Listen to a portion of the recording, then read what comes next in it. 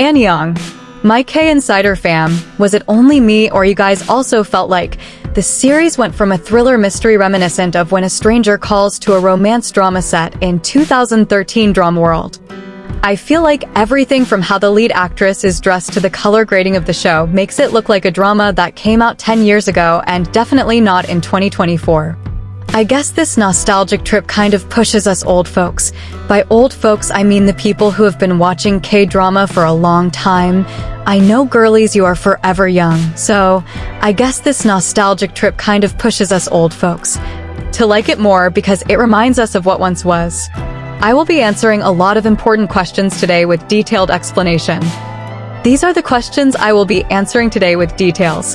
Who is Paik Sayeon? Why was there an accident? When did Sayeon get replaced? How did Heeju and fake Sayeon get to know each other? Why does Doojay want revenge? Why is it a sham wedding? Why does Heeju want a divorce? Is Doojay a good person? Who is fake Sayeon? What happens to real Sayeon? Does Heeju get a happy ending? Before moving ahead, my K Insider fam, please subscribe.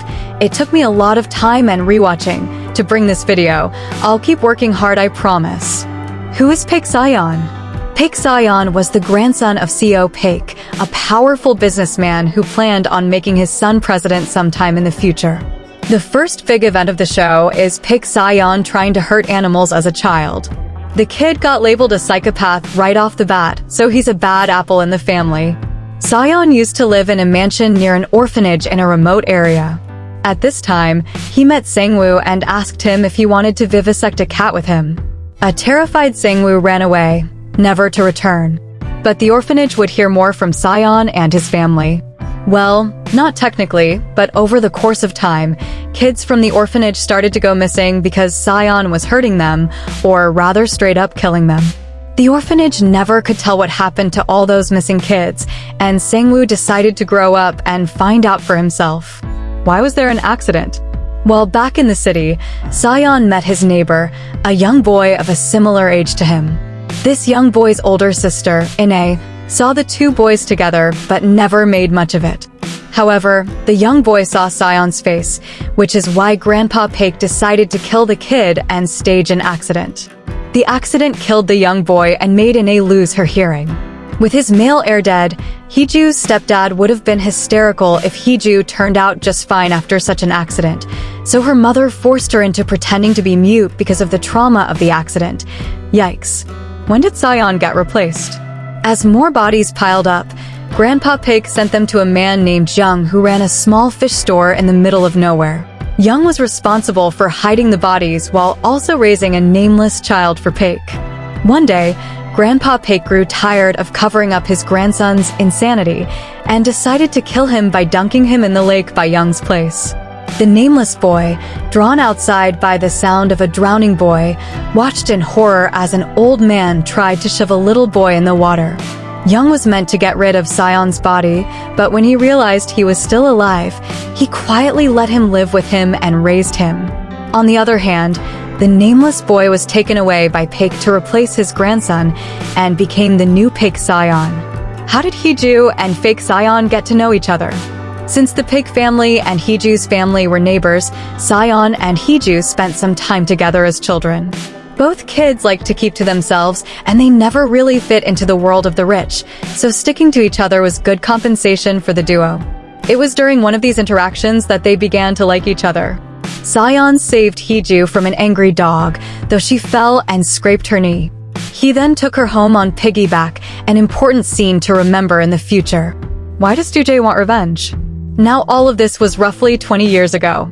In the present day, fake Sayeon works as the spokesperson for the president, and his father is ready to be the next president. Essentially, he's worked his way up the ladder so his father can step on his shoulders and take the big seat with ease. Sayeon has an assistant named Doojay. This man is actually the twin of one of real Sayeon's victims from back in the orphanage. Doojay specifically seeks out Sayeon so he can take revenge and then, unfortunately, recruits real Sayeon to do his bidding. The irony. Why is it a sham wedding?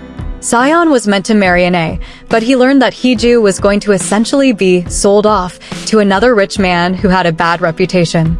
Ine wants out of the marriage, so Sion sends her documents proving that he isn't Pig's son to get her to cancel the marriage. He then tells her to replace herself with her sister because he's always liked Heeju, and this is the perfect excuse to both save her and get what he wants. Why does Heeju want a divorce?